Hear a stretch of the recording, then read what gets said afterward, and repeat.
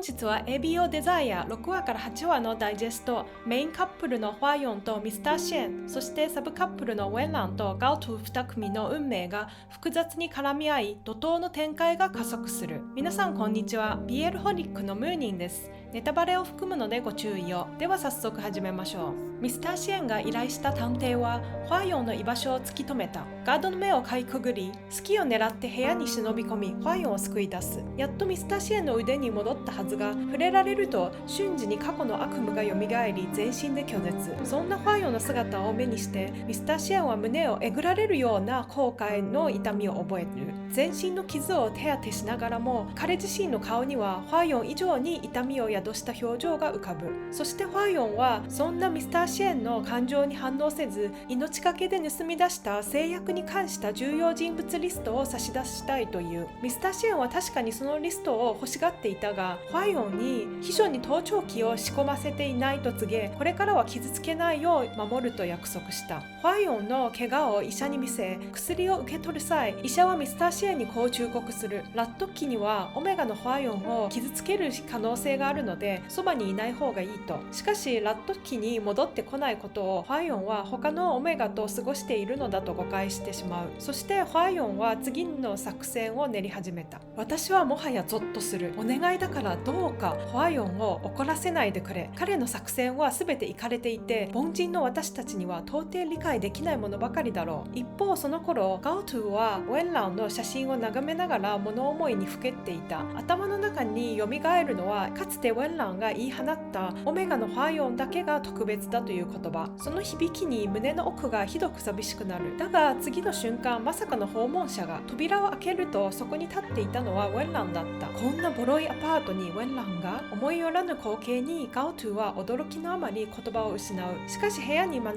れないことに苛立ったウェンランは、どうせ中にいつものヒート中のオメガでも囲っているんだろうと毒舌を浴びせる。ガオトゥが否定し、ようやく部屋へと足を踏み入れるが、会話はすぐに誤解へと転じる。ガオトゥがファヨンの様子を気にするのは、ただウェンランの心の拠り所を確かめたいから。だがファヨンのことを口にするたび、不機嫌さを隠そうともしないウェンランは態度を一変させ、挙句にはガオトゥに遠回しに帰れと突き放される。その怒りの矛先はなんと隣人のドア。思わず蹴りつけた瞬間、隣人から思いがけない話を耳にする。街灯が壊れて暗闇に沈んだ階段で、先月ガオトゥが危うく転落しかけたと。その言葉にウェンランは眉を潜め、即座に電光へ指示を飛ばす。アパート全棟の電灯、そして路上の照明までも一新するように。冷徹に見えた彼の行動の裏にかすかな優しさが染み出る。だが会社に戻ったウェンランを待っていたのはさらなる衝撃。ミスターシェンによって自社のプロジェクトがことごとく奪われ、社員の士気は揺らぎ始めていたのだ。その場を救ったのは冷静な分析で空気を和らげたガオトゥ。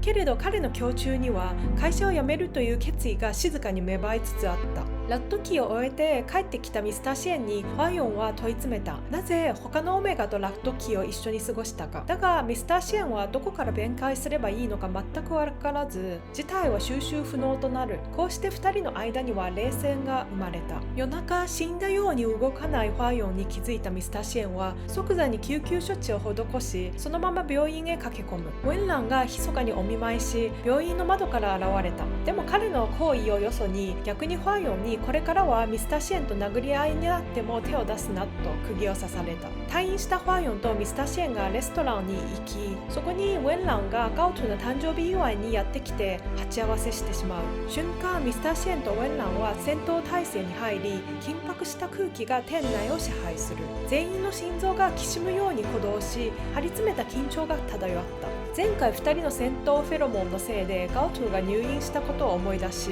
ウェンランはガオトゥのことを心配する。しかし同時にミスターシェンを挑発するため、ファイオンを譲る条件として薬の技術を差し出すと宣言する。もちろんその一部始終をガオトゥは聞き流さなかった。ガオトゥがウェンランの手当てをしている間、彼は本当にファイオンに何もしていないんだろうかと疑いの目を向ける。ウェンランはガオトゥが好きな人は実はミスターシェンではないかと疑いを始める。本当に鈍すぎると私は心の中でつぶやきながら、ミスターシェンもう一発ガオトゥのために殴ってくれとウェンランを呪った。視聴者の私でさえ拳を握りしめずにはいられないほどの怒りとやるせなさの中、ガオトゥは高熱にうなされその場で倒れた。本当は心配でたまらないウェンランだが、心配だの一言が言えず、病気になっても医者に行かなかったガオトゥを責める。しかし珍しくガオトゥは素直になった。もう少し一緒にいてもらっていいとウェンランにそっと頼む。こうして2人はガオトゥの誕生日の12時を静かに迎えた。ミスターシェンは薬の共有を狙い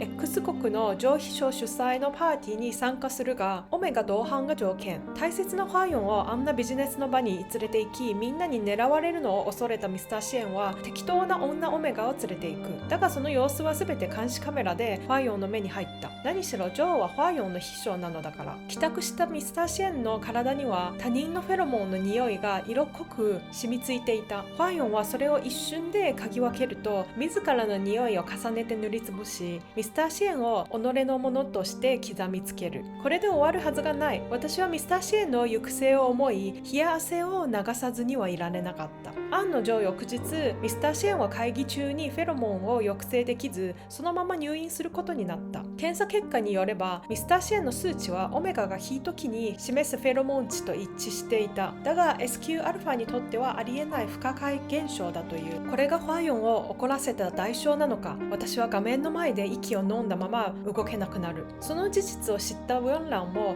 さすがにファイオンの狂気じみた行動はやりすぎだと制止しようとするが、もちろんファイオンは耳を貸すはずもなかった。回復したミスターシェンは上秘書のプライベートパーティーに招かれる。ついに X 国のトップに会えると思いきや、その姿は会場に見当たらなかった。実は裏の部屋からファイオンとウェンランが密かに彼らの動向を見張っていたのだ。その最中、ウェンランがさらりと告げる。前回ミスターシェンと同席していた女オメガは彼の恋人を自称していたと。その言葉にファイオンの怒りが一気に外れる。抑えきれない劇場がフェロモンとなって会場に広がり、抗えぬヒートを呼び起こされたのはミスターシェンただ一人だった。実はファイオンには決意があった。もしミスターシェンが自分をつがいにしてくれるなら、エニグマという身分を捨てフェロモン線を摘出する覚悟をしていたのだ。だがその手術を SQ が受ければ生存率はゼロ。エニグマである彼が挑んだとしても生き残る確率はわずか5割。そしてもし生還できても二度とアルファでもオメガでもないただのベータとして生きることになる。ここまで狂気じみた発想に行き着くのはやはりファイオンしかいない。気絶したミスターシェンをホテルに運び、体が落ち着くまで必要に手助けを施す。帰宅したミスターシェンは疲弊しきり、最後の拠り所のようにファイオンの胸へと倒れ込む。その姿は屈強アルファの面影を一瞬にして消し去っていた。だが休憩はつかの間、すぐに父の容体が急変し、集中治療室へ運ばれる。さらに父の非着出子が騒ぎ立て、事態を一層混乱させる。医師からもそろそろ薬がなければもはや楽観できないと告げられ、ミスターシェンは追い詰められた。藁にもすがる思いで上秘書に助けを求めるが、薬に関する情報は責任者であるウェンランを通さなければ一切渡せない。それはファイオンが前もって上秘書に指示していた答えだった。